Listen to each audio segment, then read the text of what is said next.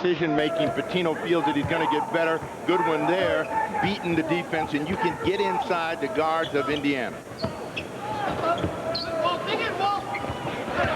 Tapped away, and back come the Celtics. McCarty, 3 rows to the basket.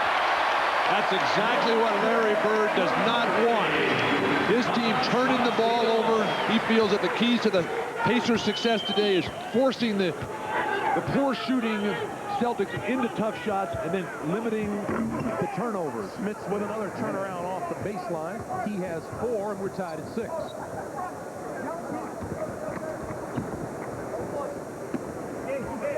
Mercer has Miller down low and then kicks it back outside. Phillips trying to find a way around the big man. Can't. Down low. Walker comes up short. Terrific show defensively and closeout by Smith. And Miller lost the handle. Turnover, Indiana. What the Boston Celtics, when they get the Pacers to do, is play at a frenetic pace. The Celtics are better at that. Even though they're going to miss more shots, if they can get Indiana getting up and down, the Celtics are going to win the ball game, and that's an example of why they turned the ball over. Mercer. And fouled by Mullen.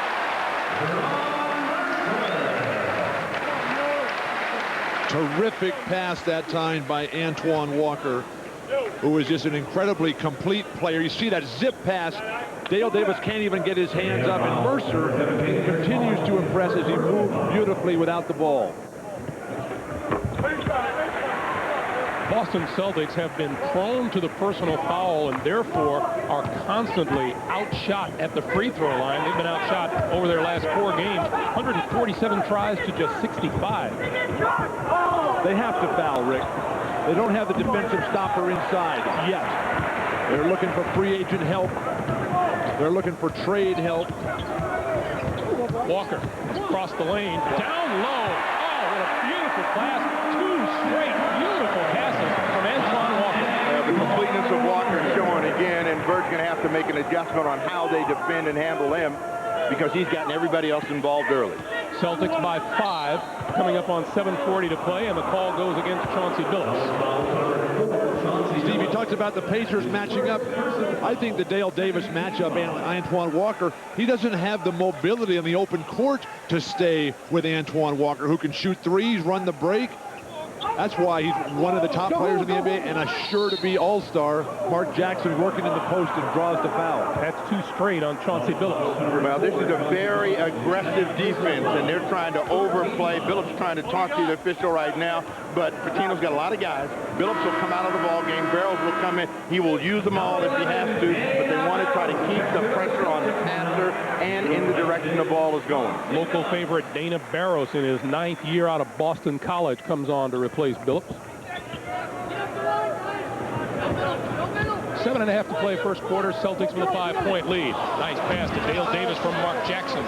Indiana has really made a change. They're using Mark Jackson in the low post a lot. Not so much as a scorer, although he can do that with the jump hooks, but as a passer, as evidence there, behind the back beautifully. Mercer, quick shot.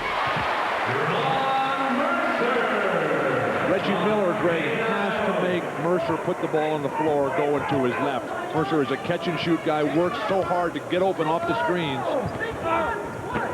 Chris Mullen breaks free underneath, and Jackson finds him. Some pretty nice passing going on here early on. Well, that looked like the play that Dennis Johnson used to run for Larry Bird here throughout the 80s.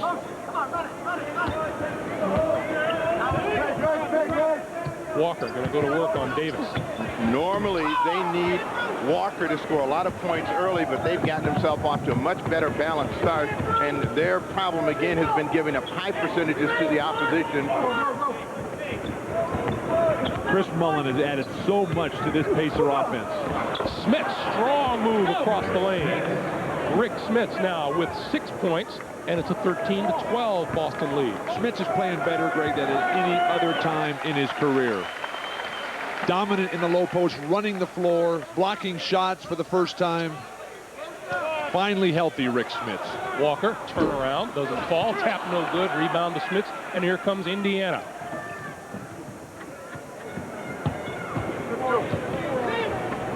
Reggie Miller fouled by Mercer on the elbow, and Miller will go to the line to shoot 2. But not before we take a break here in Boston. 5:55 remaining. First quarter, Celtics 13, Pacers 12 on the day. Larry Bird is back. NBC is brought to you by Miller Lite, who reminds you that anything can happen at Miller time. By Acura, the true definition of luxury. Yours. And by Snickers. Not going anywhere for a while? Grab a Snickers. Hungry? Why wait? Welcome back to Boston, everyone. Greg Gumbel, Bill Walton, Steve Jones. We're talking about how emotional a day this is for Boston fans. How is it with Larry Bird back in town? It's a very special day, Greg. He just told me before the game, this is the biggest game of his life today. Of course, until the next game for the Pacers. But they've, of course, adopted that great confidence that Larry Bird had. He's a special guy having a great day. And that's not the only thing happening today, Steve. No, with Parrish's number being retired, I think that Rick Pitino is using that to motivate these young players. I actually think that this energy is better for the Celtics. Reggie Miller to the line to shoot 2 free throws. Travis Knight has come on to the floor for the Celtics. Reggie Miller misses the first, but having another pretty decent season, don't you think? Well, Reggie Miller certainly to be in New York for the All-Star game.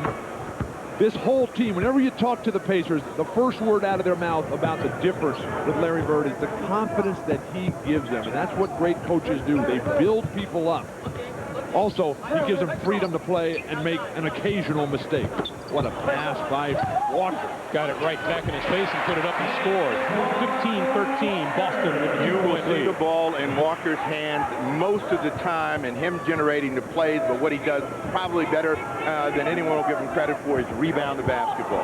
Mullen breaks free, can't get it to fall, gets his rebound back, goes up strong, and it's blocked. And Smits comes back and fouls. And Smits grabbing his right finger. Smits, who's finally healthy after a tough year last year with foot trouble, surgery on both feet. Indiana's going to have to take a 20-second timeout. Go back and take a look at what happened with Rick Smits, see if we can spot it. You know, it's a busted play, and the Pacers are trying to get control of the ball. Smith thinks he's going to get a chance to score, and McCarty reaches in, whacks him across the fingers, and it's a lot worse for Smith than it first appeared, and they're trying to treat him right now. The Celtics lead the league in fouls per game. So they're going to hack down. They got 11 guys averaging over 10 minutes per game, so they go all the way down the end of their bench. Trainer Dave, been there for 28 years now with the Indiana Pacers. Well, you know, Pitino's philosophy with this team is we got 6 fouls, we don't save it. We're going to get them all. And so they come out and they work. And, you know, because they're a little undersized, they get a lot of those types of fouls against bigger people. Rick Smits is coming back onto the floor into the free throw line. He missed the first 30 games of last season, coming back from surgery on both feet. Let's check in with Jim Gray right after Smits' first free throw. See if Jim can fill us in any further. Smits makes it. Jim. All right, Greg, it's a bruised right thumb on Rick Smits. David Craig, the trainer of the Pacers, looked at it. He said he wanted to continue, so he will. Greg? He has to continue. If he doesn't shoot the free throws, he can't play the rest of the game. Smits goes 1 for 2. Celtics with a 1-point lead at 15-14. Dale Davis is having a lot of trouble with Antoine Walker. Walker's averaged 25 shots a game over the last handful of games. Barrows picks up a foul against Mark Jackson. And where Barrows is really good for them is when they can get him coming off screens and pitch. He's a rhythm shooter, and when he gets into a good rhythm, he's as explosive as anybody Pitino's got on his bench. Smits going to sit down and have that thumb tended to once more while Antonio Davis comes off the bench to replace him. Antonio Davis, 6'9", in his 5th year out of Texas, El Paso. Mercer, strong move off the glass. First time in the last 4 games the Boston Celtics have managed more than 15 points in the first quarter. And that's been their trouble in most of the season. They've been having to come uphill, digging out of a hole, but Pitino wants to see this team score at least 20, 25 points each quarter. Davis puts it up, draws the foul. Go back to Ron Mercer at the other end. One thing that really works in the Celtics' favor is that they've had 3 days off, and with Pitino that much time to prepare with basically a college team, the movement away from the ball You've got guys like Mercer, who's just the 5th leading rookie scorer behind Van Horn, who's marvelous down there in New Jersey. Antonio Davis converts the first of 2 free throws. It's a 17-15 Celtic lead. Ron Mercer obviously was born to be a Celtic. His mother's name is Birdie.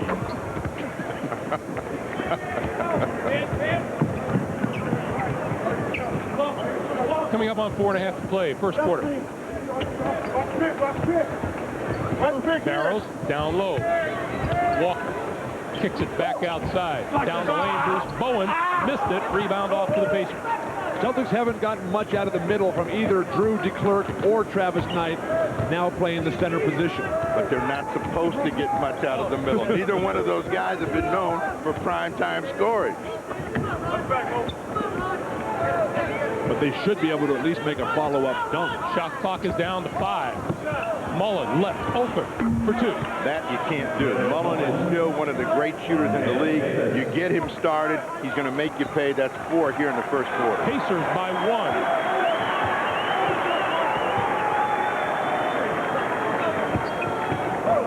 1. Larry Bird up off the Indiana bench and shouting defensive instructions. He doesn't spend a lot of time off of the bench. Good defense, Mullen. Bowen, shot clock down to 1. Knight gets it off in time, but it won't fall. Jackson directing traffic, going to put up the jumper. Now you see the depth of Indiana. You know, there are 2 things that have really changed for the Pacers this year is their defensive improvement and their depth. You've got the Davis guys who are both healthy again. Pacers have scored the last 6 points.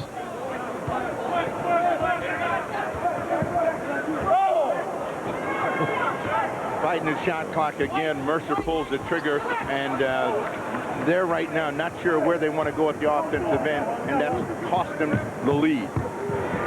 Rick Pitino made it very clear he needs someone to stand up along with Antoine Walker on a regular basis to help his team. Mullen fouled by Bruce Bowen.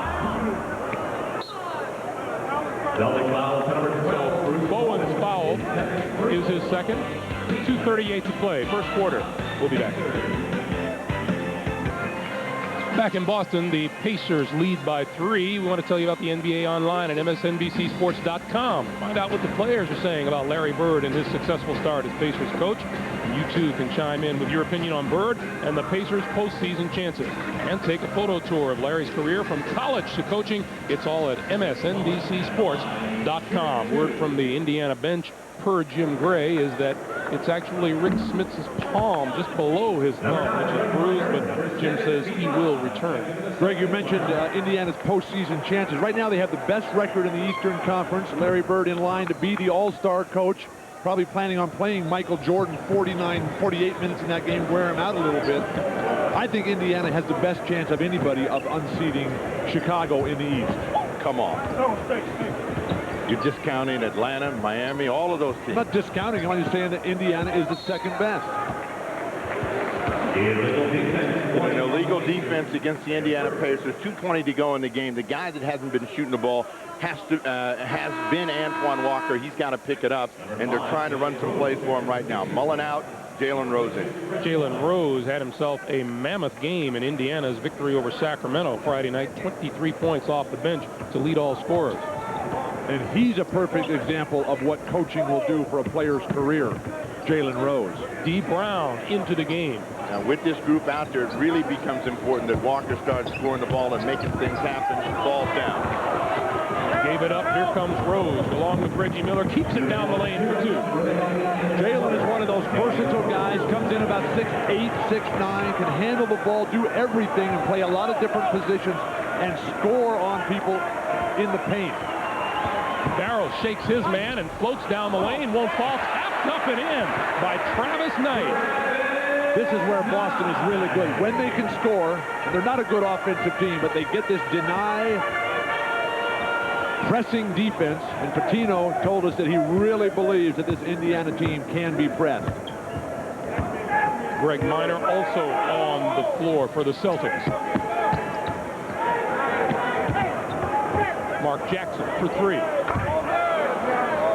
Jackson, who not noted for making deep shots. Has knocked down a couple, but they're going to gamble off Clark Jackson the entire afternoon, particularly when Barrows has guarded Jalen Rose.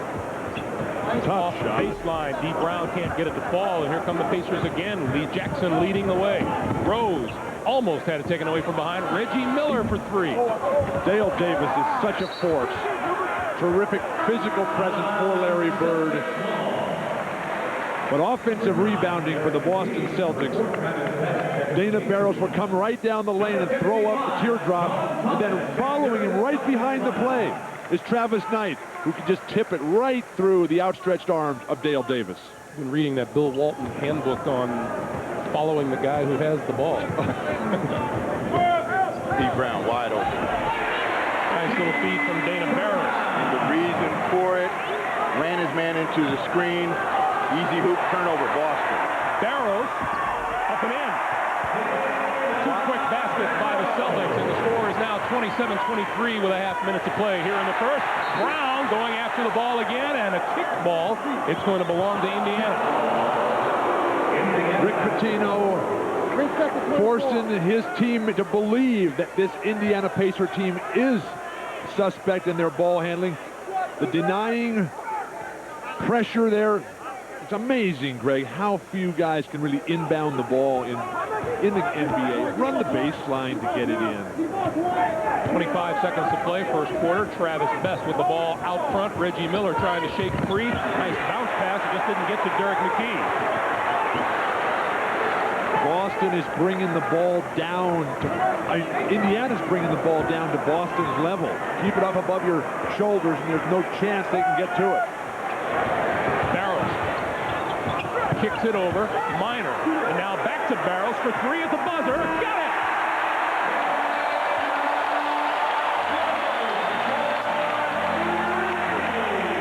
The hallmark of a Rick Pitino team. It scrambles, it fights for everything it gets, and it got 3 points at the buzzer. Greg Minor to the foul line, and Dana Barrows will step right back as the clock runs down. You see Pitino on the right side of your screen, arms above the head. 3. Boston closes out the first quarter with a 7-0 run. Rick Smits has 7. Ron Mercer has 7. 7's the number so far today. We played 1. The Pacers 27, the Celtics 26. Back to Boston with more. You're watching the NBA on NBC.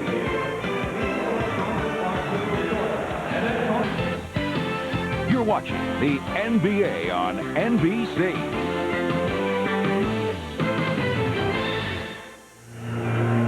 Welcome back to Boston. The Pacers lead by 1 as we begin the second quarter. I'm Jim Gray. I'm now joined by the legendary Red Auerbach. Awfully big day here in Celtic country, Red. First of all, tell me, how do you assess Larry Bird as a coach? Well, Larry Bird is a very, very good coach because he has complete control. He knows how to motivate people, and he doesn't lose his poise. Would you have liked to see him as the Celtics coach? Well, yeah, of course, but in fact, he was offered the job before Pitino was in the picture, and there was no reaction and no response. So we had to go looking, you know, and then Pitino, of course, was very fortunate coming into the picture. Final question, Red. You have 16 NBA rings. Which one do you wear? Usually the 69, because I think it's the prettiest and it's the lightest. Of course, that was the great year with the Russells last year. Game 7 in the Forum. Let's send it back down to you, Greg. All right, thank you, Jim. You always go with the lightweight stuff. 27-26, Pacers. Right now, the Celtics have re-energized themselves, and they've got the Pacers standing around a little bit. They play in spurts. They got a good spurt to close the first quarter, but they got to be able to keep it up. Had a great time at Celtic practice yesterday with Red Auerbach, filling me in on everything according to Red. Minor. Rebound to Walker, fouled from behind by Travis Best. Go ahead, Bill. Red, I thought you were talking about how you were boring Red Auerbach to tears this time yesterday. Absolutely not. He was telling me all the stories. He couldn't get off the fact, though, that Allen Iverson is really a special player down for Larry Brown in Philadelphia. Red, 80 years old now, plays a lot of cards, still plays racquetball 3 days a week. in terrific health. And a couple of cigars a day still. Chauncey Billups to the baseline for the jumper. And the Celtics regain the lead at 28-27. Little full court press now from Rick Pitino and the Celtics. Well, you had your man Derek McKee running the baseline, but they're still having trouble identifying how to attack this press, get something cheap out of it. Jalen Rose will break the press and set them up. I think Indiana's lost a lot when Mark Jackson went to the bench. Travis Best has not been able to take over. McKee, offensive foul. Offensive foul called by Leon Wood. And that'll be McKee's first. Well, Leon Wood is probably the official that picks up more of these little tricks that players have than any other official. The little push right at the end, and Antoine Walker thought it might have been him, but thank you. Both of these coaches, Pitino and Bird, had the ultimate challenge. Minor, strong to the hoop, but came up short, and the rebound off to the Pacers. Their challenge was to rebuild the spirit of broken players, broken franchises. Right now, both of these squads fully feel they can compete with anybody. Rose, baseline pass for McKee. Well, if there's one guy that spirit has been reborn by Larry Bird showing up, it's been Jalen Rose. Came out, supposed to have been a great player out of Michigan, one of the top 5 picks, struggled at Denver, struggled when he first got to Indiana. Now he's beginning to show promise, big time. Rose open for the jumper and 2. So Jalen Rose has 4. The Pacers lead is 3.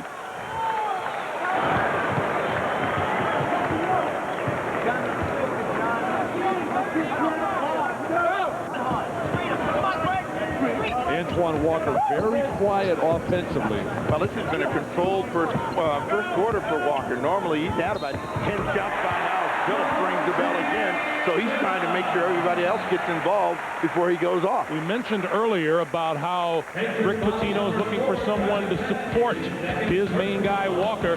Hey, maybe one day it's Chauncey Billups. On a road that few have traveled. Why? Because we took away their team jerseys and 4x4s. What the heck is that? So you can win them in the Sprite Under the Cap game. It's coming this way. On NBC is brought to you by the irresistible taste that makes you say, did somebody say McDonald's? By Ford F-Series, built Ford tough for 50 years. And by Nike. As we rejoin you from Boston, Chauncey Billups hit the jump shot, and he will go to the free throw line. And Billups off to a pretty good shooting start, which is unusual for him so far in this new year, Bill. Now, he has struggled. I mean, you can look at the people that have really struggled, but the reason that Billups is struggling so much is because of the decision-making, whether to pass or shoot. Yesterday, Pitino told us about the smooth. What he asked Billups to do was put intense underneath it. Yes, so you can be smooth and intense. And that's the way Pitino likes all of his players, very intense.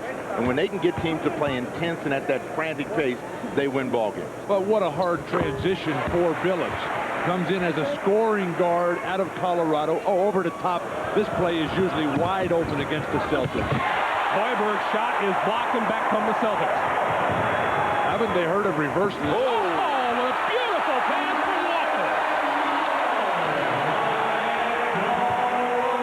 from Walker. Walker with dynamic plays on both ends of the court. Travis Best is really struggling here. Jalen Rose finds himself open for the shot. He's been the guy that's, making them happen for them right now. Either making the pass to Derek McKee or shooting over the top, 4 in the quarter.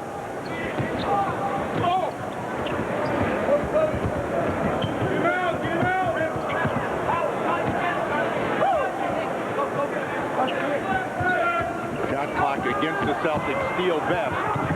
Loose ball scramble. Pacers, McKee on the floor looking for someone to outlet to, and it's Hoiberg. Derek McKee still a little reluctant to let it all go. He's just back from the horrible, what a move by Jalen Rose. Derek McKee is just coming back from Achilles tendon surgery. He's not going to the ground with that usual pizzazz. Coming up on 8 minutes to play in the first half. Pacers by 3, 35-33. When the Celtics get in trouble, it's because they're going against the shot clock. They make a mistake, they turn it over. But what Celtics have done well is move the ball, and they've done it through Antoine Walker. As soon as the guy is open, bang, the ball is right on the money. You know, Jalen Rose has been a player that can do everything, and when a game is close, he really plays well, and they need all that energy. He's made 6 big hoops to keep the Pacers on side. And Steve, the variety of his hoops. Travis Best open, his shot no good, rebound off to D. Brown. I'm surprised Mark Jackson's still sitting on the bench. They split the minutes pretty much, Best and Jackson. Mark 28 this year, his number's way down. But Travis Best up to 20 minutes a game. But they're different players. Best is really a scorer, and Mark Jackson called for the offensive foul. Mark Jackson's the playmaker. That's an obvious one, and that's going to hurt Pacino because that's his 3rd.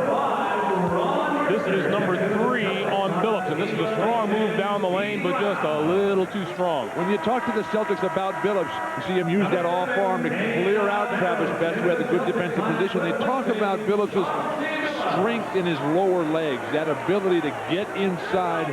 He needs to work on his finishing capability, but such a promising player. Now, why would a guy that's 6'3" be pushing off on a guy 5'10"? I never understood that. So you just take him inside and throw a jumper in his face, tease him, and run down the court and talk about it. Davis in the lane.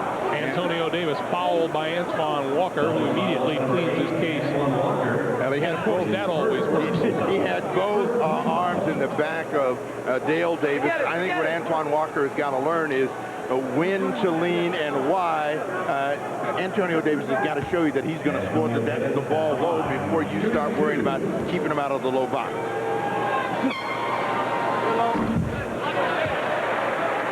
Celtics really, Pacers really spreading the playing time around today. Jalen Rose coming in with 8 points. Reggie Miller, not much of a factor. Chris Mullen, not a lot of time yet. They did play Friday night.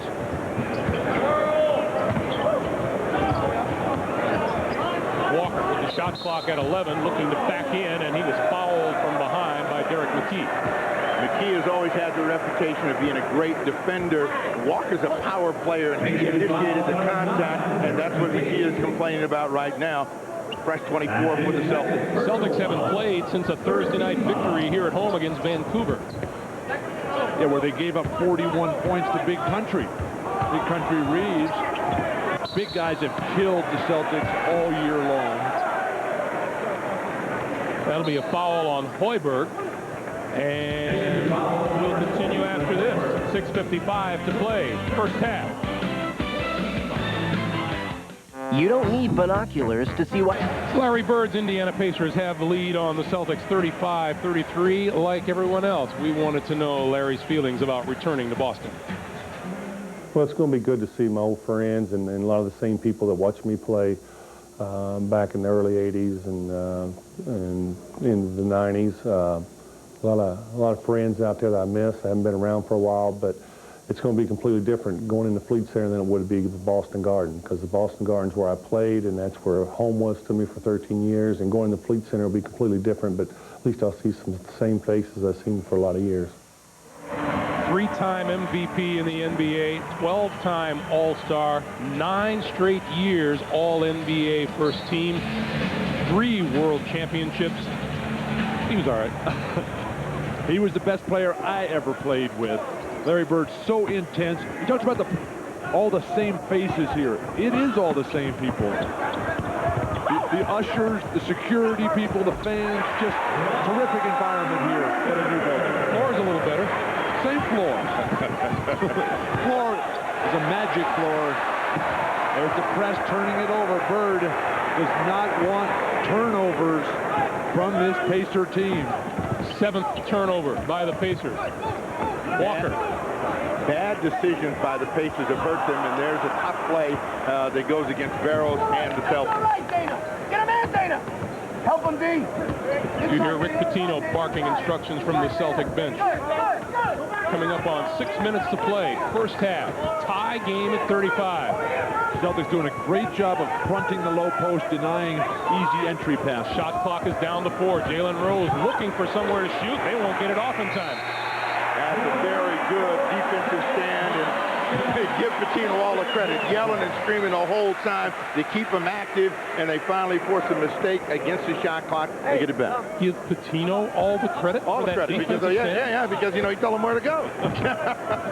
You think Dana, who threw that ball away, was going to be where he was supposed to be?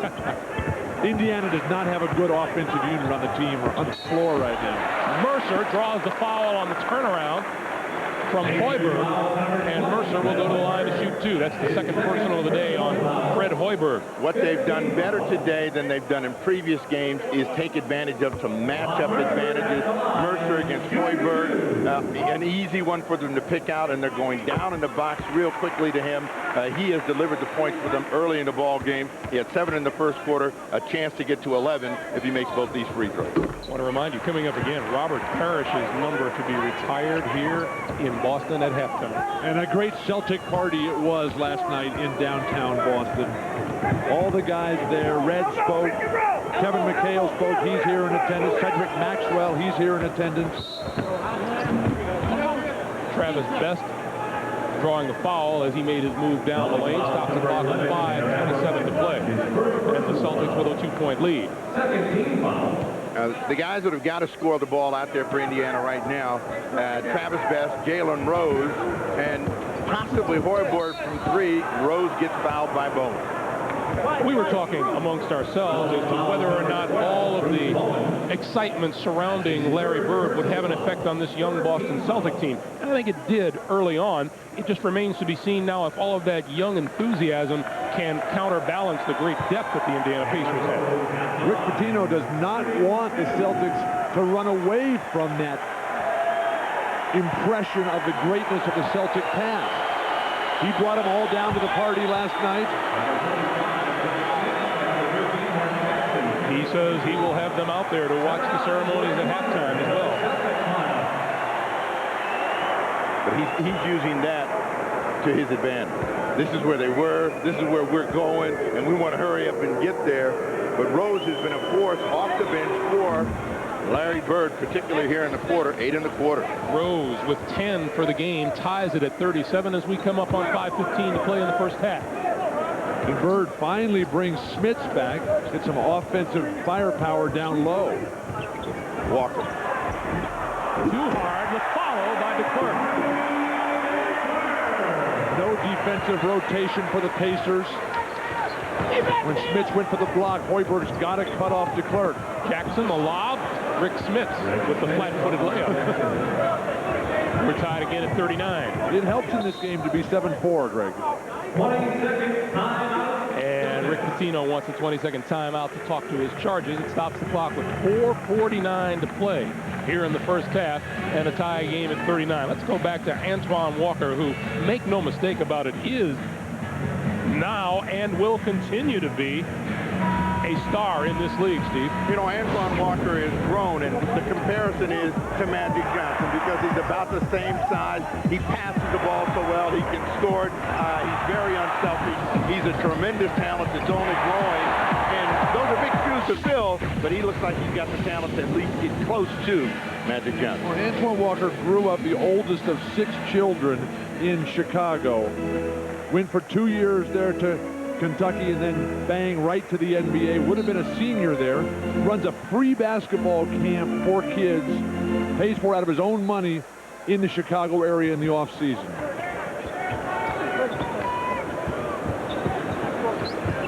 Walker lost the handle, picked off by Minor. Baseline jumper is short, tapped up and in by DeClerc. Once again, no one puts the body on Andrew DeClerc, and he's there to clean up. You know, the reason for it is he's coming so far away from Rick Smits. Smits can't find him.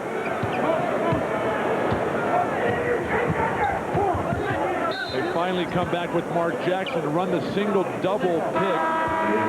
No one is doing a job, though, of blocking out Andrew DeClerc, who is just racing uncontested to the hoop. Rick Smits has got to know where this very athletic and rugged young player is.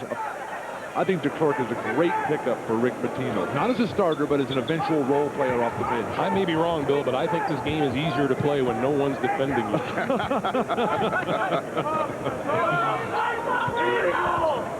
41-39, Boston.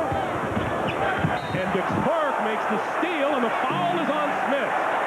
Andrew DeClercq has made his presence felt the last 2 minutes. Well, there's the applause from the crowd and Pitino. This is the kind of effort they've gotten all year long from this young group. Jackson thought he had fooled everybody, but DeClercq stepped in front. So he's a little bit quicker than Rick Smith at this point. DeClercq will go to the free throw line where he is only a 53% shooter.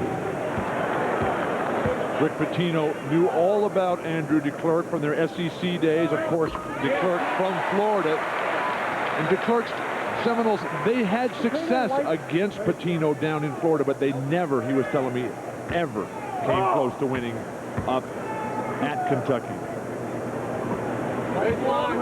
Andrew DeClercq with 8 points today, and he is averaging less than 4 a game coming in. And now look, he's up. DeClercq pressing Mark Jackson's full court. Under 4 minutes to play now. Reggie Miller, far side, been quiet today. Smith on the move. Nice move by Rick Smith. Had DeClercq going the other way with the ball fake. Yeah, DeClercq went to sleep and got burned. That's 4 in the quarter for Rick Smith. Very difficult to play against this chaotic style that Boston throws at you. You're wide open in very unusual circumstances, double team, triple team, and others. Barrows sets up Minor, reverse is good. Make it Antoine Walker. The Celtics have taken control of this game because of their expert work this quarter on the boards, out-rebounding Indiana 7-1.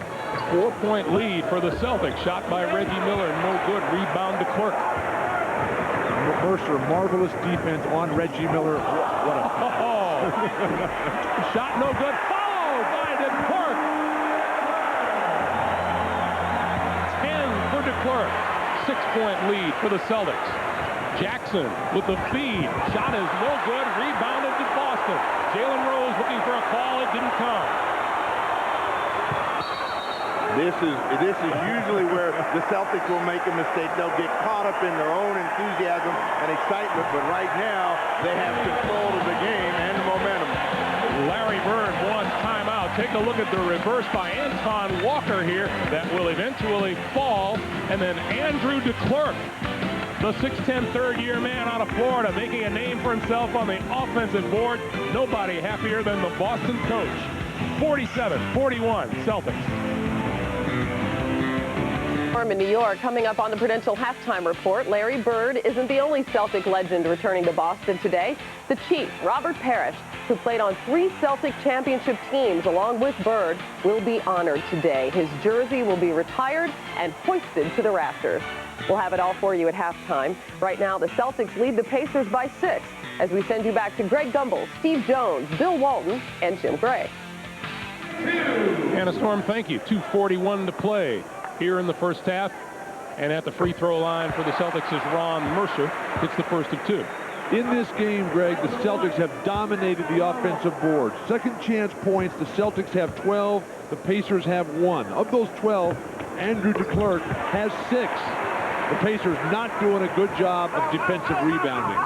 This defensive energy has taken the Pacers out of the ball game right now, and it's up to Mark Jackson to settle the Pacers down, start getting them some easy buckets. Number 20, Tyus Edney into the game for the first time. That's an offensive foul on Jalen Rose. And again, look who's on the receiving end, Andrew DeClercq. Pacers are starting to look to the referees for help rather than playing good basketball. Celtics just scrambling, hustling, flopping, have turned everything in their favor. Edney with a nice pass out of bounds, belongs to the Pacers. Let's check in with Jim Gray. Jim. All right, thank you very much, Greg. I'm here with Robert Parrish, 21 seasons in the NBA. Did you feel as though this honor would ever come, Robert? No, it didn't. I was always told that it would come, but until it actually happened, I didn't think so. But I'm not a person to assume anything. Well, we look forward to halftime. Congratulations to you, Robert. Thank you much. All right, let's send it back to you, Greg. Boy, we had our congratulations to Robert Parrish. What a great, great career coming out of Centenary. And another tall person, Bill. Chief last night was so eloquent at the Big Easy, the club. Larry could not make it. Larry was supposed to be one of the speakers, but the plane for the Indiana Pacers was late coming in. Very unfortunate. Here's the guy for him, Jalen Rose in the quarter, 12 points and keeping him in the ball game. And this is what he wasn't getting a year ago, consistent playing time. And for Larry Bird, he has been a jewel of a utility player and showing it here this afternoon. 2 minutes to play here in the first half. DeClerc with the shot clock at 6 comes across the left lane. Oh, Andrew DeClerc is having himself a heck of a quarter. See, that's what happens when you let a guy grow hair. You know, those rebounds that got this guy thinking he can score. Now he's got 10 in the quarter. Well, watch how the Celtics are forcing Mark Jackson to back the ball up the court. Not a good sign for Indiana. Smith trying to come right back, and he does. Rick Smith's answers with 2. That's one way to keep the coach off your back about that guy missing his assignment on the offensive board at the other end of the floor. But it's like Smith is not even prepared to play DeClerc, who was just wide open. Tough move inside. There to clean up is Antoine Walker. What a terrific pass by DeClerc. Saw the double team coming, just laid it right off. You talked about guys being wide open. That's what they always used to say about Danny Ainge, is that Ainge's man was always guarding either Bird, Parrish, or McHale, is that he was wide open and still only could shoot 44%. Smith breaks free down the lane. And Smith is evening it up. He's got 8 in the quarter now, 15 in the game. So, you know, if he's doing nothing else, he's neutralizing the offensive energy that DeClerc is giving the Celtics. 45 seconds to play first half. Celtics 53, Pacers 48. Minor, bounce pass, baseline, nobody there except Dale Davis. Mark Jackson outside. Reggie Miller fakes the 3, takes the 2. It's been a quiet first half for Reggie Miller.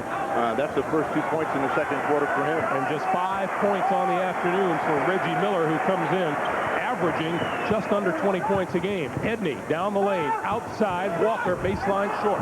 Poor use of the shot clock by the Celtics that time. Now the Pacers will play for the last shot.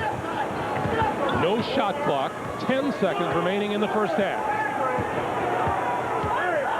Make Mark Jackson beat you. Smith's down the lane for 2 more. And they don't. And so Rick Smith ends up with 10 in the quarter, which is the same total that DeClerc has got. Edney at the buzzer, won't get it off.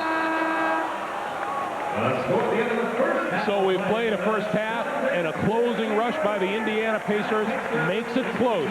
Rick Smith, 17 points. Our score, 53-52 Boston. We'll join Hannah Storm right after this.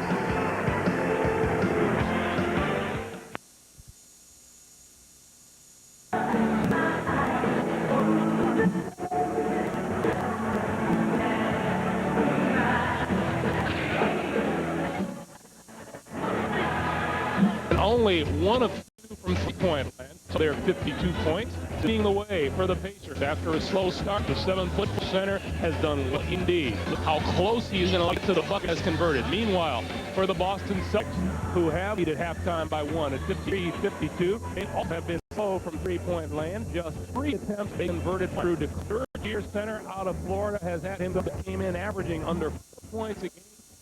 Pretty well for himself with the points in the first half, and he too has been able to follow up well, especially on the offensive boards. 53-52 is our halftime score. We're back to the second half in just a moment.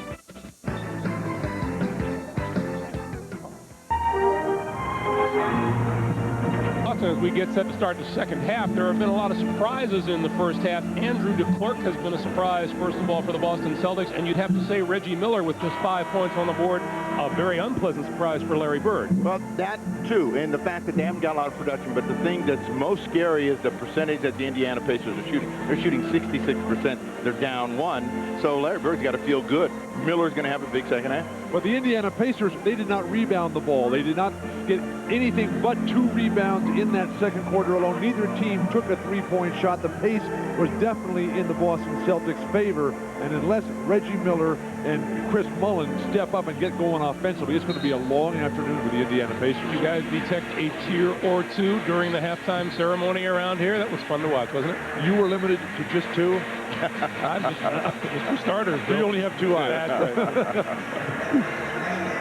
53-52 as the Pacers have taken the floor now, and now the Celtics come out, and both these teams watching all of the festivities at halftime at the behest of their respective coaches. I still think that works in favor of the young Boston Celtics. One, they're going to recover quicker than the older Indiana Pacers, and it's something that they all want to eventually take part in, and this is a whole new group of players.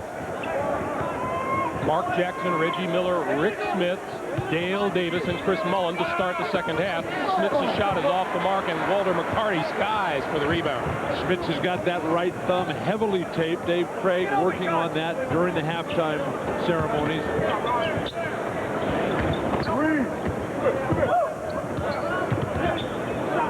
Mercer.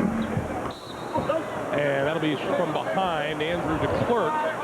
Now that's one of the few times in the ball game where Smith has known where he was. He had him right in back of him, so there was no way DeClerc was going to be able to get to the ball. But you know that the Pacer coaching staff, which is the thinnest coaching staff in terms of numbers of people, they only have 2 coaches. They really worked over Smith and Dale Davis.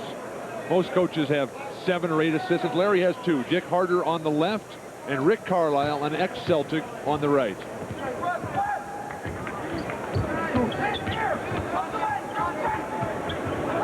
Miller steps back behind the line, but Mercer all over him. Reggie looking for shooting room, gets his man in the air, looking for a foul call. It wasn't. Shot clock is at 6. Smith on his way to the basket. Well, Smith continues to wear things out. Once they've turned him loose, they're letting him get way too close to the hoop, so he gets the Pacers on top here in the second half. Bandage thumb or no bandage thumb. Mercer can't get it to fall. Smith with the rebound. The high post passing from Antoine Walker is exquisite. Reggie Miller just trying to force shot, trying to get to the line.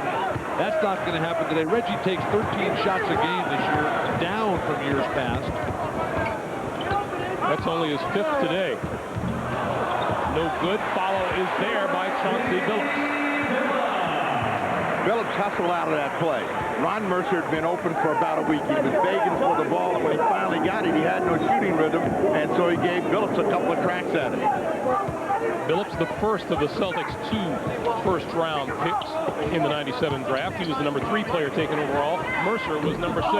Smith misses, whistle blows. Mercer.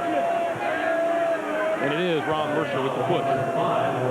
For Mercer, that is personal foul number 2. Great acting job that time by Reggie Miller, drawing the referee's attention. I still think the Pacers are spending too much time worrying about the refs and not taking care of business early on. You can't let this young Boston team get confidence. Miller runs into traffic. Mullen for 3. One of the great scorers in the history of basketball. Chris Mullen, for a 5-year period, averaged over 25 points a game during his brilliant career. Mullen has 9, and the Pacers have a 2-point lead. Walker travels. Rick Pitino said, hey, we got to talk about something here. 20-second timeout called by the Celtics. Let's go back to Antoine Walker. Said, excuse me? This is where Leon Wood takes exception from the players because he moves both feet. And it's really easy for Wood to see it, and Walker doesn't realize that he has. But Leon Wood will make all of those types of calls. Well, hard to imagine that Antoine Walker, with as solid a game as he does have, would make that kind of careless mistake to just change pivot feet. Now, we've seen Antoine play throughout his illustrious career at Kentucky and now in Boston. And just a complete ball player, Steve. The passing, the shooting, the footwork, the running, the rebounding, the blocking. Antoine is a product of Chicago from Mount Carmel High School. My high school in Chicago, De La Salle, big rivals on the south side of Chicago. And I walked over to him and I said, hey, by the way, I'm a De La Salle graduate. And he says, oh, yeah, we used to pound you guys regularly. How was your game, Greg? Used to get pounded regularly. Thank you, Bill. Chris Mullen has hit 2 in a row now. And the Pacers with a 4-point lead. Chris Mullen, who leads the NBA in free throw shooting, said that he had a lot of opportunities to go anywhere he wants in this league. But once Larry Bird took this Pacer job, he said, I have to become an Indiana Pacer. Walker to the baseline. Tough shot, and he gets it to fall. No, it rolls out. Indiana with the controlled, patient, deliberate attack. Smith wide open again. But when they've been able to get that pace, they've been able to control the scoreboard, they've been able to control the game. So the Celtics have to energize themselves, start making Indiana make mistakes. Rick Smith has 21, and the Pacers now with a 61-55 lead.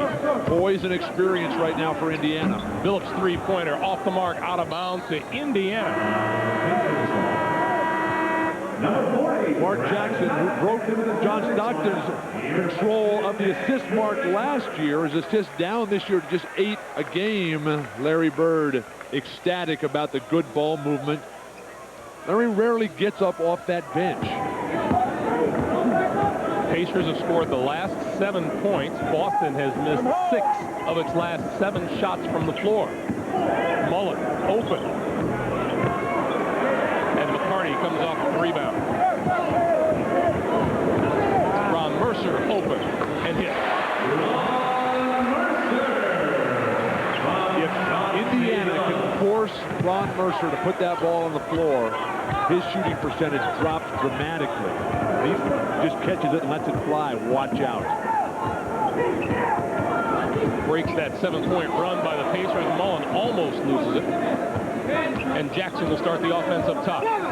6, 5, 4, 3. Davis, turnaround, is there. And normally that's the guy you want shooting against the shot clock, and Davis makes one of those rare jump shots. McCarty put it up in a hurry, but Reggie Miller was there. Guard rebounding for Indiana, a critical aspect of their game. Pacers not looking to push the ball up the floor. Miller for 3. Had it come back out. Under 7.5 minutes to play now, and Billups and neither team taking much time at either end of the court. But this would work in Boston's favor if they could keep Indiana stretched out and shooting the ball quickly. Indiana really wants to control the pace. Mercer, another foul. That's number 3 on Mercer, and it stops the clock with 7:14 to play, and Bruce Bowen comes off the bench for Rick Pitino to replace Walter McCarty. Rick Smith's leading the way, leading all scorers with 21, and Mercer has 15 for Boston. They've allowed Smith just to get too close to the hoop, and when things break down, that's when Dale Davis can come in and tip it in. Every team with the center-oriented offensive attack, Steve, though, just kills the Celtic. David Robinson. There's not too many centers left in the league this year, though, with Akeem and Shaq missing most of the season so far. Walker spinning on the baseline, put it up, and he travels. And we'll take a timeout here with 6:46 to play. Third quarter, Pacers 65, Celtics 57. This is the NBA on NBC. Draft presents even more basketball. You know, we've been talking about the dearth of centers, but these two guys are putting on quite the show today. You know, Andrew DeClerc has been a guy that nobody's known about in terms of scoring the ball. Rick Smith has been a scorer. Rick Smith has just been terrific going to the basket, moving without the ball. DeClerc had 12 points early, has not scored, though, in the second half. In recognition of this look inside the game, Miller Beer will donate $1,000 to the Thurgood Marshall Scholarship Fund. Smith has 3 rebounds, DeClerc 7 on the afternoon. Well, let's see how effective the timeout was in energizing the Celtic defense. When they got back into the ball game, it was because they were more active. They really made the Indiana Pacers tentative. The Pacers, again, at the break were shooting 66% and only down 1. Pitino had to be concerned. He's shooting 53%. That is as good as they have been all year long. They come into this game averaging about 40% in the last 5 ball games. Chauncey Billups has drawn his 4th personal foul. Jim Gray telling us during the timeout that Rick Pitino was very upset with his team's defensive attitude on the floor. Mullen hits them both. That's no surprise. He's the #1 free throw shooter in the NBA at a 96% clip. 67-57. The lead now is 10. Its biggest lead of the day. Back inside. Back inside. Mercer. Got it. Mercer is one of 3 guys who they really see as long-term stars here, along with Billups and Walker. I'd like to see Walter McCarty coming in as a role player. Chris Mullen really feeling the offensive flow, though. Walker takes it and takes off. Dana Barrows for three. Just like that, the lead has been cut in half to 67-62. But there's an example of a young player who makes very good decisions. Barrows was on the wing, and Walker gave him a chance to do what he does best, shoot deep. You can throw a lot of long passes against this Celtic press. Smith goes cross court to Reggie Miller. Miller gets his man in the air and draws the foul. Celtics want a traveling violation on Reggie Miller.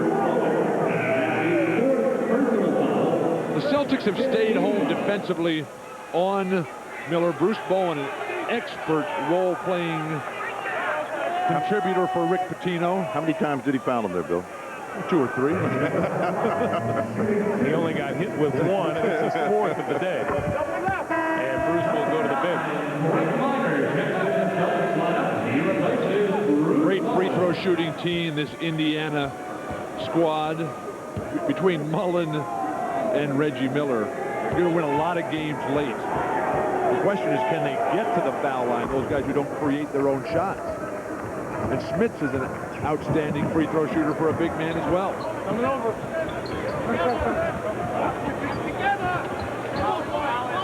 Mercer takes a look from deep. This is a guy the Celtics have to see start ringing the bell at the offensive end. They're going to get a foul. This one inside against Dale Davis for Rick Smith. Did you see the pass, Steve, by Antoine Walker? You mentioned earlier the comparisons to Magic Johnson.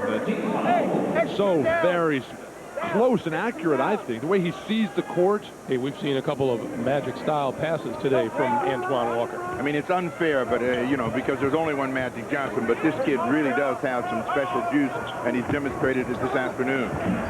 Goes hard to the basket. Knight. I think Knight was held by Rick Smith. And Leon Wood says that's entirely correct. Tough to get on the floor when a guy's holding your arm. That's what you have to learn. You practice this with guys grabbing you, getting in the air. You see that elbow right up underneath Rick Smith's arm. That established the contact. Pacers, I don't think, doing a very good job of defensive rebounding this afternoon.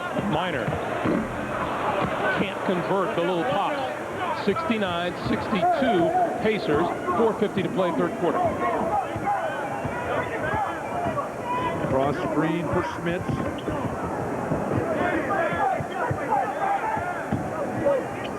Travis Knight fighting with Smits down low, and now Smits comes out the screen for Jackson, who drives and kicks it to Miller out of the corner.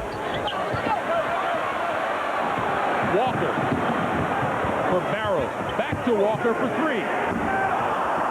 On the money, but a little too strong, and here's Mark Jackson. Changes direction. What a play by Mark Jackson.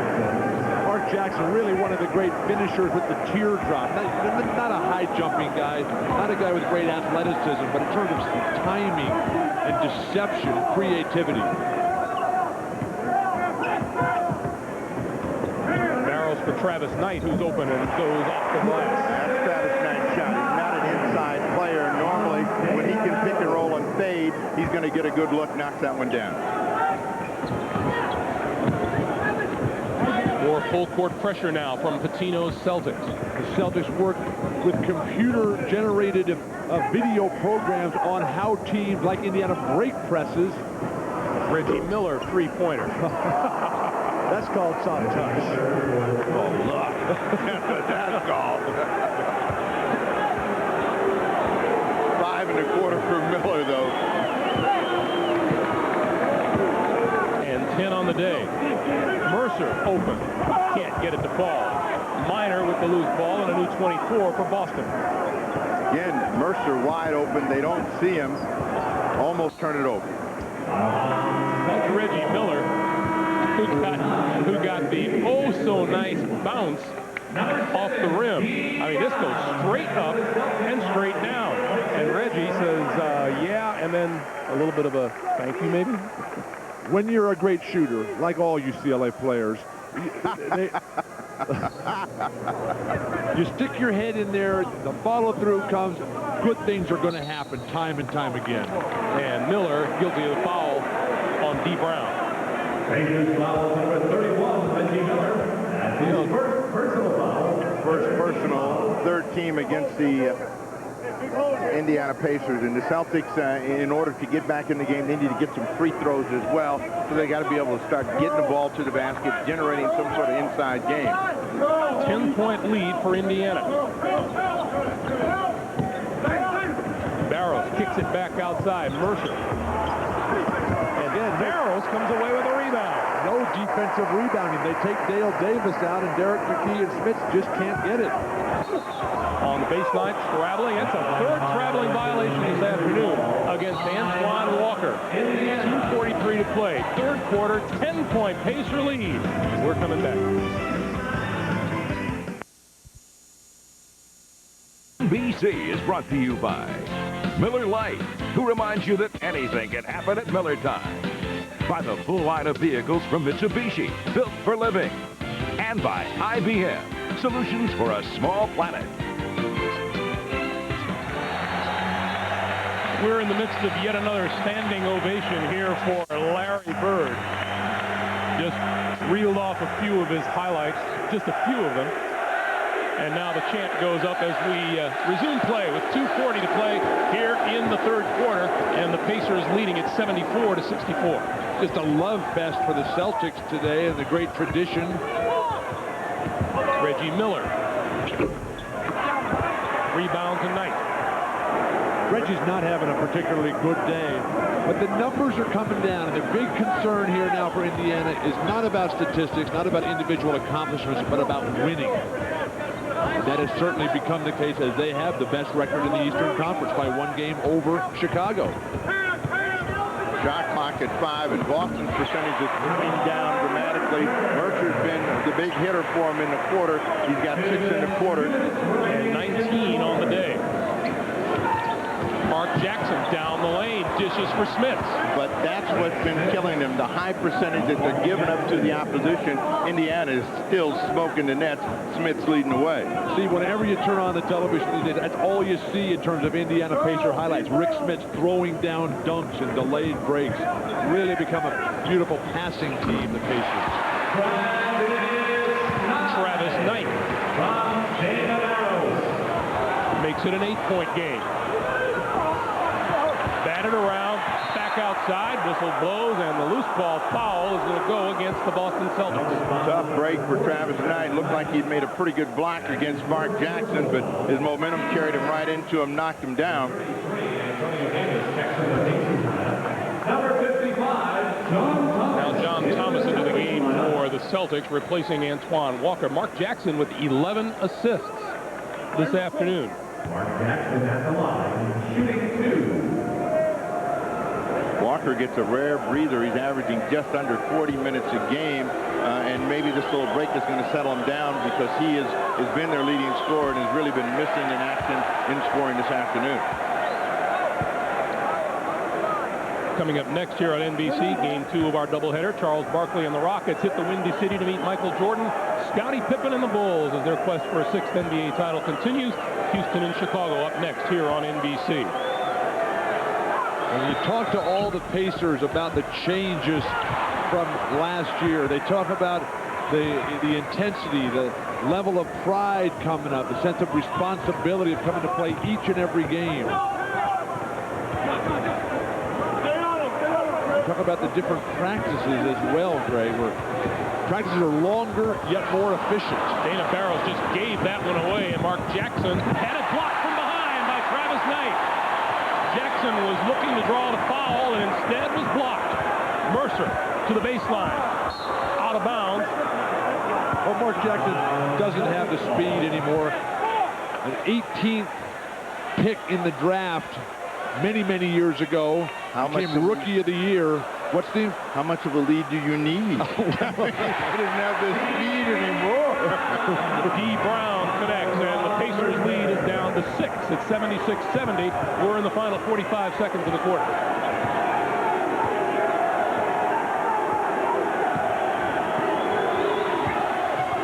Mullen lost the handle going down. Mercer on Jackson. Got it. So much poise for Mercer. And the Pacers throw it away. When have the Celtics got back in the game when they've had some defensive energy, forced the Indiana Pacers to make some mistakes? They did it at the end of the first quarter. They're doing it here again at the end of the third. 32 seconds remain in the quarter. Pacers lead is 4. The Pacers have not got the good front court contributions either. When Schmitz has gone to the bench, they've really suffered. Antonio Davis is a better player than that. D. Brown. 2-point game. And that is what they love here in Boston. This team never seems to be out of a game, and it started this season, winning from behind with the Chicago Bulls. Boston has scored 8 straight. Where does Indiana get offense now? Jackson got it to roll. Mark Jackson. I guess from Mark Jackson, huh? Teams are not double teaming the Pacers as much as they used to in the past. 2 seconds remaining. Mercer at the buzzer.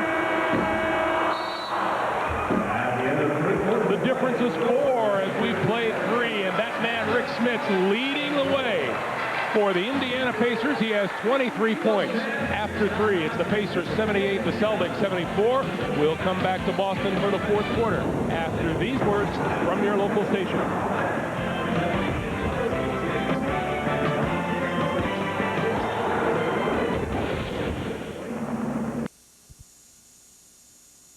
May not be retransmitted, reproduced, or rebroadcast without the express written consent of the NBA.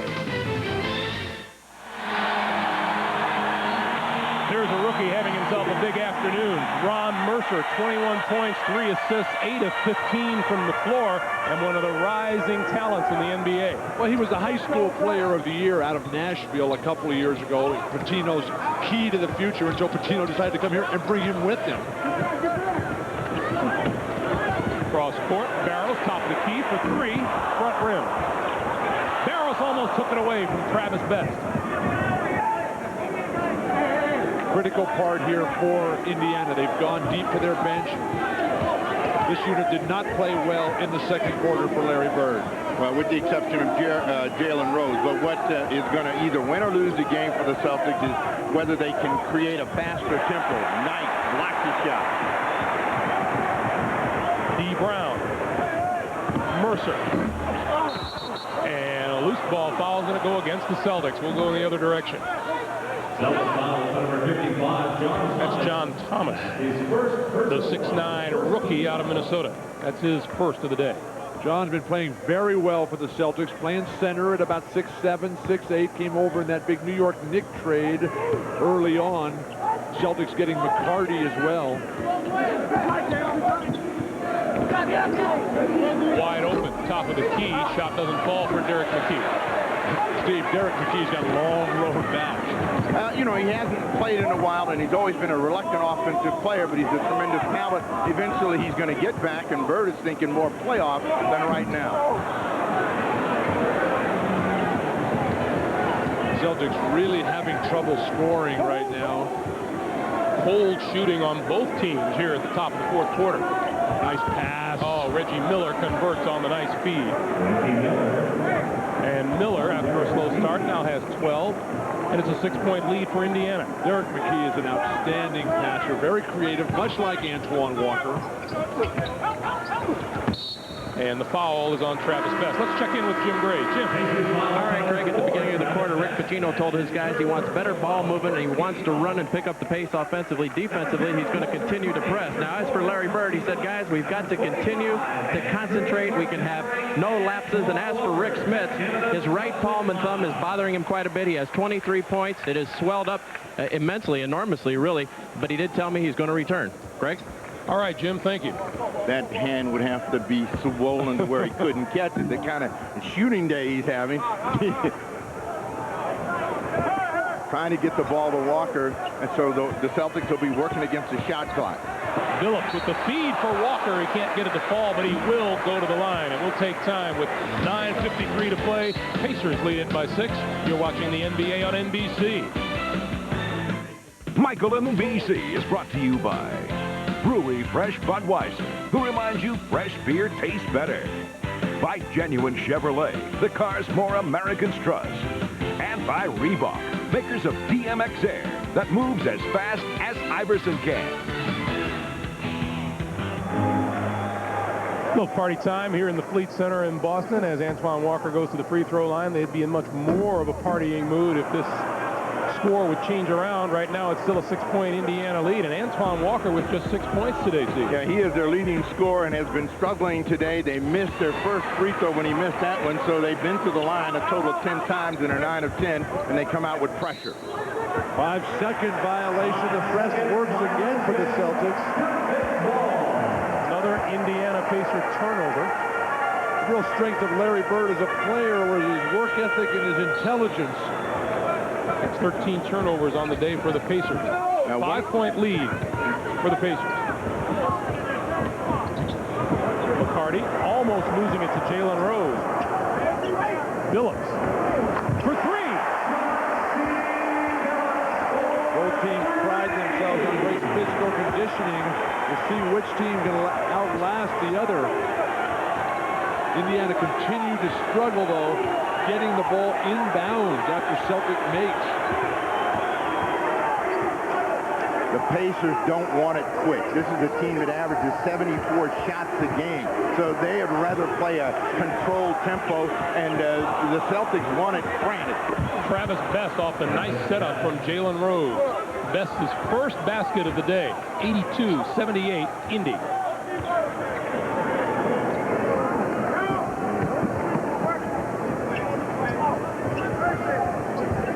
Billups playing with 4 personal fouls. 8:50 to play. In regulation, Billups puts it up again. Nice defense by Derek McKee. They're trying to get the ball down low to Antoine Walker. Changing sides. Derek McKee, always one of the best forward defenders in this league. You have to figure sooner or later, if Boston wants to win this game, Antoine Walker is going to have to be involved. Well, he's playing terrible and they're down 4. So I think they're doing just great. Travis Best on his way to the basket. Loose foul. Is that spoken as a former Celtic or an analyst today? Only an analyst, Steve. Always an analyst. Number 8, Antoine Walker. Antoine Walker draws his second of the day. You read lips, Pitino is telling them, hey, make them forced to work against the clock. Let it run down. Hoiberg throws it away. A rare turnover for Hoiberg. But number 14 of the day for Indiana. 8.5 minutes to play. 82-78. Pacers lead it by 4. Yeah, Rick Pitino believes that Billups is a big moment player, and he wants him in at the end of the game. He's got 4 fouls, made a couple of big plays here at the start of the quarter. We'll see if he lasts. Looking for Walker. Walker backs his way in, couldn't get it up, thought he was fouled. Derek McKee again on the defensive end, battling back from that Achilles tendon surgery. Throws down low. Antonio Davis. Turnaround doesn't fall. Out of bounds to Boston. Let's go back to Antoine Walker's problems at the offensive end. Trying to create in the low post. Derek McKee will give a little bit of ground here, but he's got those really long arms. Antoine Walker just lost the ball on the way up. No foul whatsoever. He never has control of that one. And when you're struggling, you're looking for the rest to help you out, and they're not doing it for Walker this afternoon. Walker just 3 of 13. The clerk will go to the line. Andrew DeClerc finding himself in the right place at the right time. Yeah, underneath Antonio Davis. That's not the best place to be. Antonio, one of the toughest, fiercest competitors in the league. 13 foul against the Indiana Pacers. That may work in the favor of the Celtics, who have not seen a lot of opportunities from the line this afternoon. DeClerc is not a big free thrower, made his first 2, and when he had that good second quarter of play. But Steve, the Celtics are not a team that are going to get a lot of free throw attempts because they don't have great one-on-one players other than Antoine Walker. And with him not getting to the line, remember early on Dale Davis just had no answer for Walker. Celtics 10 of 12 from the line today. 82-79. It's a 3-point game. Best, McKee, Antonio Davis, Hoiberg, and Jalen Rose on the floor for Larry Bird. That one, blocking foul is on DeClerc. Antonio Davis took a shot in the thigh area and is slow in reacting, but where they get hurt when they're pressing is if they switch outside and let that guy with the ball see the cutters underneath, and they found Antonio Davis right at the bench.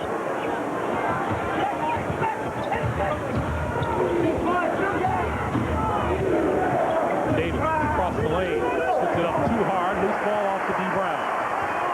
Brown's going to push it. Walker into the lane. In and out. DeClerc will go to the line and shoots 2 more. Well, it's just not the afternoon for Walker. Everything he's done at the offensive end has either gone away from him, in and out. But, you know, he's got to fight through it. DeClerc has been the guy that's made him look good by staying on the offensive glass. Walker, Steve, had a 49-point game at Washington the last couple of weeks. Patino can't believe that little shot won't go down, but appreciates the effort and position and determination of Drew DeClerc. DeClerc gets the first of 2 and cuts the Pacers' margin to 2.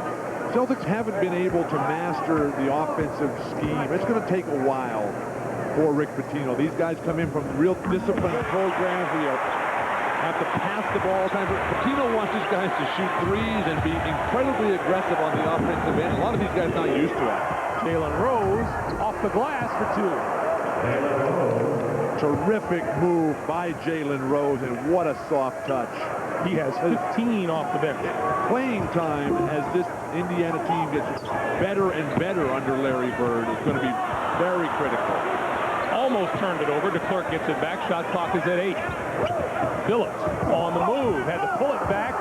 Picked off down low by Walker, and he's on the baseline.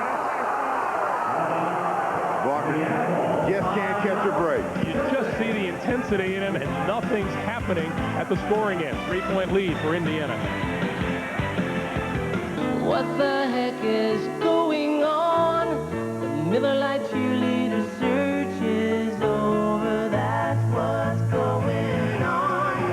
It's Laura from Ohio. It's Irene from Abilene. It's Sexy from Rhode Island. And Elaine from New Orleans. Hundreds of thousands missing. No bodies, no graves, no witnesses. For centuries, they told us the terror would come from above. What if it came from below? It's nothing. It's here. It's all around us. From the master of suspense, Dean Koontz. What are we dealing with here? Biological, chemical, or other? I'm leaning toward other. Phantoms, rated R, starts Friday everywhere.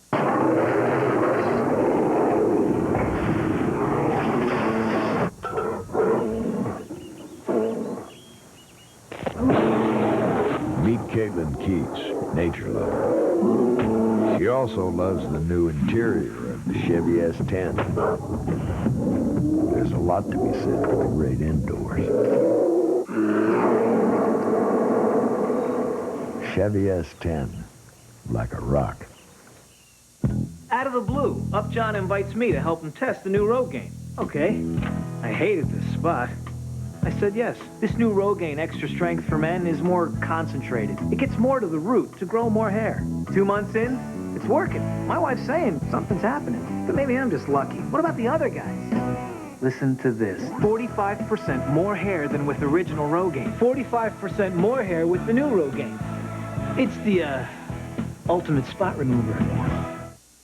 Super Sunday before the big game, we'll visit with the field generals. John Elway, back in the Super Bowl again. Will he finally win it all? Brett Favre, the leader of the pack, seeks the repeat, plus much more. All a prelude to the Broncos and Packers in Super Bowl 32. Coverage starts at 3:30 Eastern next Sunday on NBC. Jalen Rose looking to get the shot away, and does. Travis Best rebounds, scoops, and scores. That's the big save because the Celtics had everything going their way, and a scramble rebound for Best keeps it at a 5-point game. Great coaches give their players confidence. Bird is sticking with his second unit down the stretch here. Walker, fade away this time, and Antoine Walker gets one of the ball. He has 9. The hardest 9 he's had in 2 years. Reggie Miller getting set to check back into the game for the Pacers. Hoiberg had it blocked by DeKirk, and DeKirk tried to come away with it. Instead, it's McKee. McKee out of bounds to Boston. Derek does just not have his legs underneath him. He hasn't played much basketball at all. Just on the road back. So much of coming back from injuries is all about that mental confidence that your legs will hold up underneath you. That's the 15th turnover by the Pacers today. The Celtics force 22 a game, which is the best in the NBA. So much of that is their style, which the Seattle Sonics were so good at. As the Celtics get better, though, over the years, that style will change with improved personnel. Well, they were trying to get the ball to Walker. Now they're fighting the clock at 3. Phillips got the front rim, and Miller has the rebound. Guard rebounding for Indiana. Larry Bird staying with Travis Best here, but no, coming quickly now back with Mark Jackson. Jalen Rose across the lane with the right hook, and Rose has 17. 88-83, Pacers by 5. Rose is backing up that 23 he had in Sacramento, against Sacramento, with a big game this afternoon. And DeKirk threw it away. Best with the basketball, and he'll slow it down. Kill him, Ruin, kill him! Smith, fade away. And Walker is there. DeKirk had a hand in his face. That's Pitino's strategy. He does not want to double team Rick Smith because that leaves great spot up shooters for Indiana. Walker doesn't take the 3. Finds a way around McKee to the basket and drew the foul. That stops the clock. But that move from the outside really shows you some of the basketball skills that Walker has, and he's having a tough time scoring the ball this afternoon, but he started with the fake on the 3. As we take a look at the leading scores, somebody said, let Rick Smith score. You better not. That was not my strategy. I think, though, when you look at Antoine Walker, you look at really one of a few guys coming into the NBA these days who can create their own shot on a consistent basis.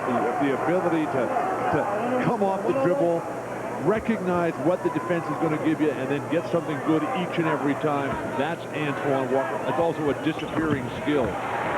Walker goes 1 for 2 from the free throw line, and the Pacers lead is 4. Walker went for the steal, didn't get it. Jalen Rose on the move and put it up, didn't get it. Mercer for Billups. Billups down the lane and lost the handle. Miller.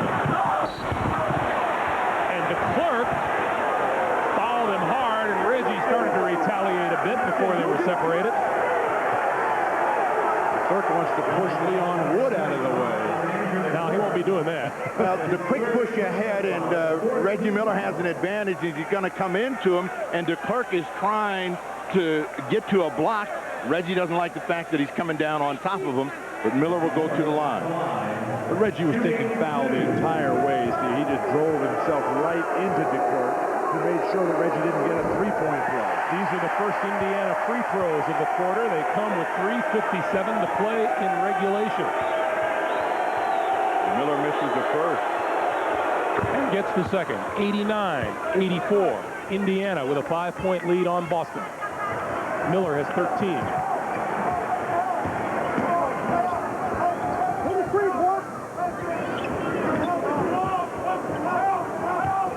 Walker spins on his man, but drew the foul. Even though Mercer has not had, Walker, has not had a spectacular game, they keep coming back to him. Staying with the game plan, with the philosophy for Rick Pitino. Well, a guy who's scoring 22.5 points a game, you got to like the odds that he's going to light it up sooner or later.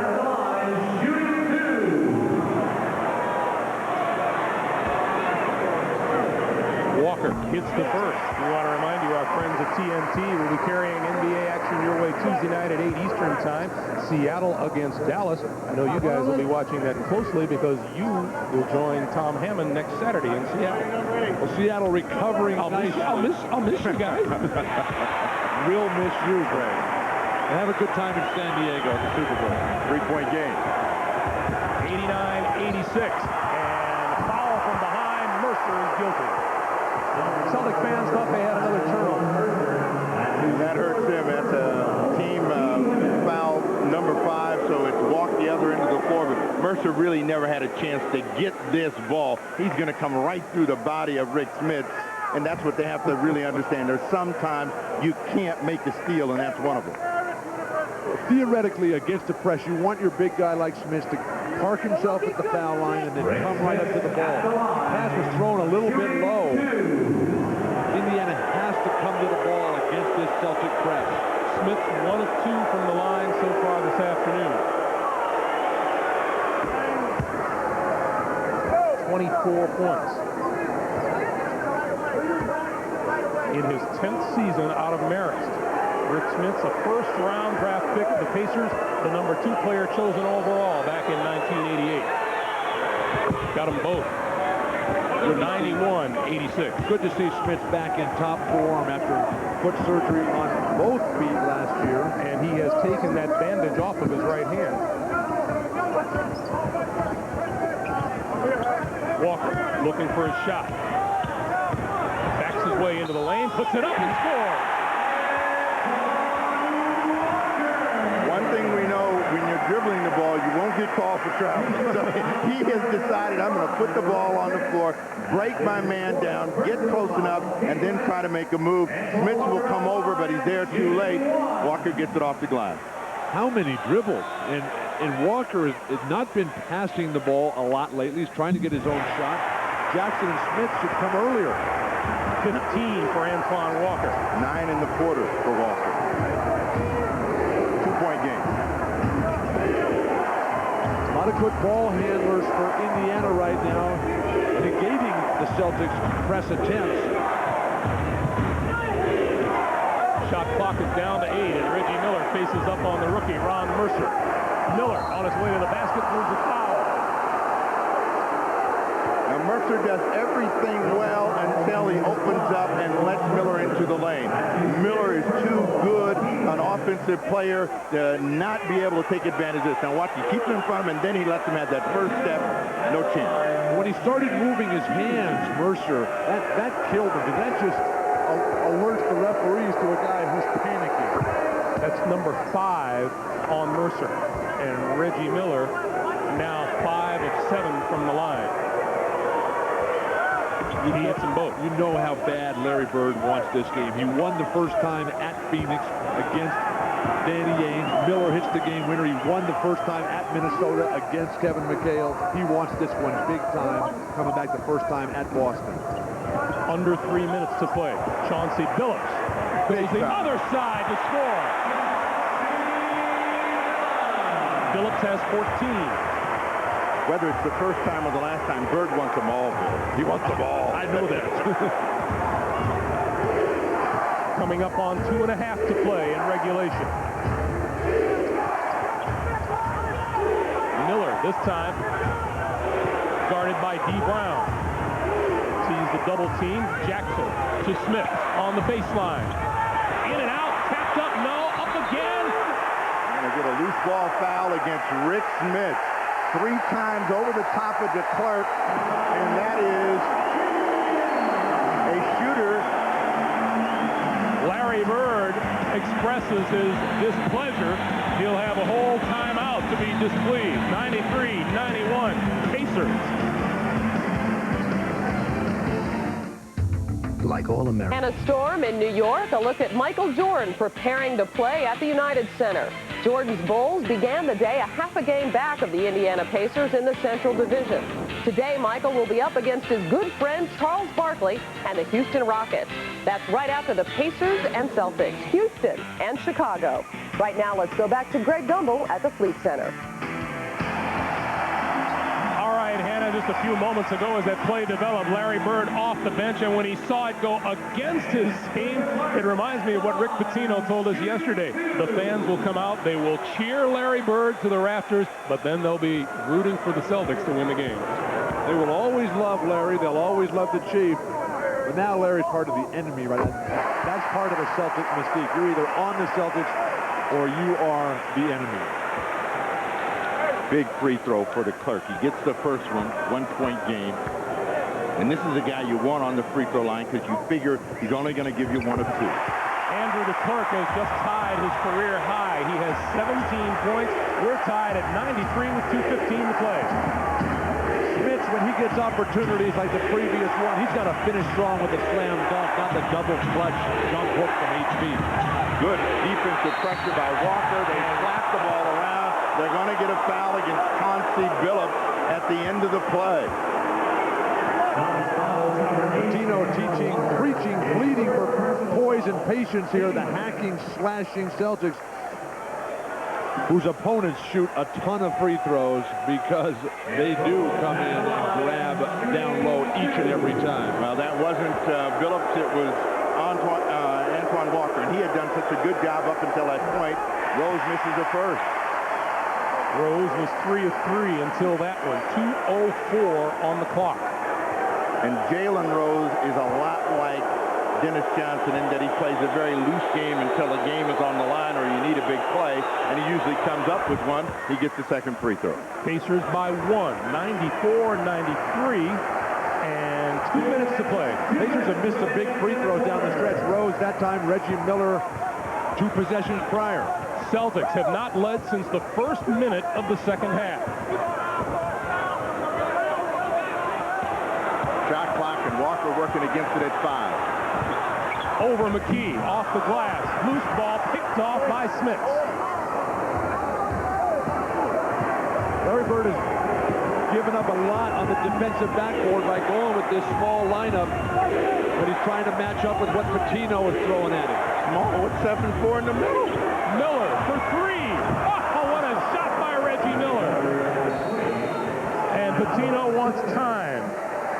18 for Reggie Miller. The 3-point bomb gives the Pacers a 97-93 lead.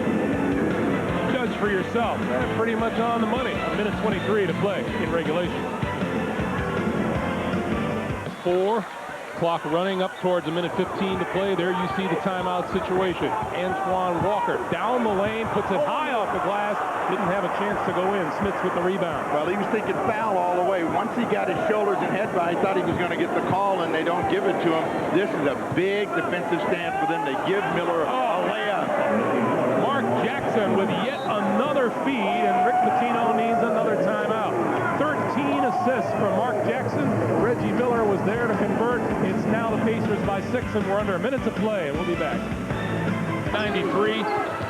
Celtics in a catch-up mode. Well, the Celtics need a score. They don't necessarily need a 3, but they need a quick score, and they don't know how to get it. And the Pacers got them pinned against the midcourt line. Rick Smith is playing great defense. And DeClerc can't get it to fall. DeClerc goes after it. Walker had it batted out of his hands. Walker again. And he can't get it to fall, but he'll shoot 2. Let's go back to the Pacers' previous possession when Mark Jackson had the ball. This was Dennis Johnson throwing a back cut pass to Larry Bird the whole time. Reggie ecstatic. Mark Jackson. Larry Bird thinks that's the game winner. Rick Smits has fouled out on that last play, but Smits, 25 points, 7 rebounds, just an outstanding afternoon. In that last possession when Boston was looking for a 3, Rick Smith out there denying all the guards who were trying to come off the Clerk's screens. The fourth quarter is making Antoine Walker's total look better, but it's been a tough afternoon. Gets 1 of 2 at the line. 10 1/4 though. They had a foul. They fouled Derek McKee. Foul is on Bruce Bowen, and that's number 5 for Bowen today. And we'll take a walk to the other end of the floor. The Pacers holding a 99-94 lead. They get Ron Mercer back in the game. They're going offense to defense. They had Bowen in there just for that fouling situation. And Derek McKee should feel no pressure in this situation right now. McKee hits the first. We want you to remind you, stay tuned. Game 2 of our doubleheader coming up next. It'll be Charles Barkley and the Houston Rockets against Michael Jordan and the Chicago Bulls. That's coming up next from Chicago. Great to see Scottie Pippen back in the action, running so fluidly. 101-94, last half minute of play. Billups for three. And the Pacers are going to corral their 26th start of the season, or 26th win of the season, and continue the best start in franchise history for them. Today will mark their 5th straight win, and that guy's done a heck of a job as a head coach. One thing he's done, you talk to all the players about Larry's impact on the team, a nice emotional embrace there. The players knew how important this was for Larry today. Meanwhile, Ron Mercer has fouled out. The rookie scored 21 points here today. But Greg, when you talk about what Larry has done, he's given them the freedom to make the normal mistakes that happen during the course of the basketball game. So many coaches, they're yelling at every single little ticky-tack play. No one's going to play a perfect game except, of course, Steve Jones back in the Oregon days. But when you come out and you're playing hard, you give the effort, which these Pacers obviously have. Larry appreciates that, he respects them, and he lets them go. Well, that was a sigh of relief right there. This bad boy is over. I won. The big day is over. And a great day for Robert Parrish, too. Rose hits them both, 103-94. Dana Barros along the baseline finds a hole and scores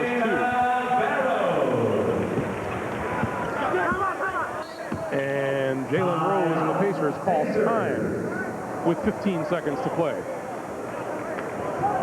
And we'll come back to Boston and finish this one up after these words from your local station.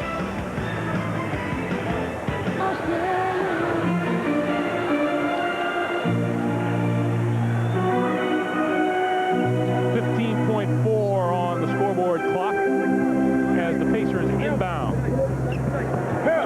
And they call timeout again as the Celtic defense prohibits. Now, you know what Rick Pitino has been concerned about all year long is their ability to win close games. Once they tied this game up at 93, they had some breakdowns. The Indiana Pacers got the better of it. Now you're on your knees looking for a miracle with 15-4 to go. That with a 7-point lead, the Indiana Pacers, a veteran team, are going to go to sleep. But for Pitino, this is all about learning. It's about growth. It's about the future, development.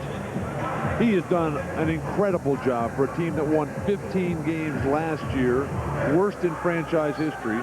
To be even thinking about the playoffs, remarkable. Again, same problem. Bowen trying to get the ball over the back, can't get there, and Reggie Miller looking to dribble the timeout. Well, they're going to hold it. I mean, they wanted to foul Antonio Davis, and now they're just going to run the clock out. This one is over. The Indiana Pacers win their 5th straight, their 26th of the season. The final score is 103-96. Let's check in with Jim Gray. Jim. All right, thank you very much, Greg. Larry, how important was it for you and special for you to come in here? And would you have preferred maybe that this game was across the way at the Boston Garden? Not really. I'm just glad it's over with. It's tough on me to come in here and play, but my team stood up today like gym men, and we did what we had to do. You're rarely emotional, but it got you today, didn't it? Great day. Great day. Congratulations to you, Larry. Let's send it back now to Greg Gumbel. All right, Jim, once again, the Pacers win it 103-96. A great day in Boston today for Larry Bird and also for Robert Parrish. For Bill Walton, Steve Jones, and Jim Gray, I'm Greg Gumbel. Let's join Bob Costas and Isaiah Thomas in Chicago, Illinois.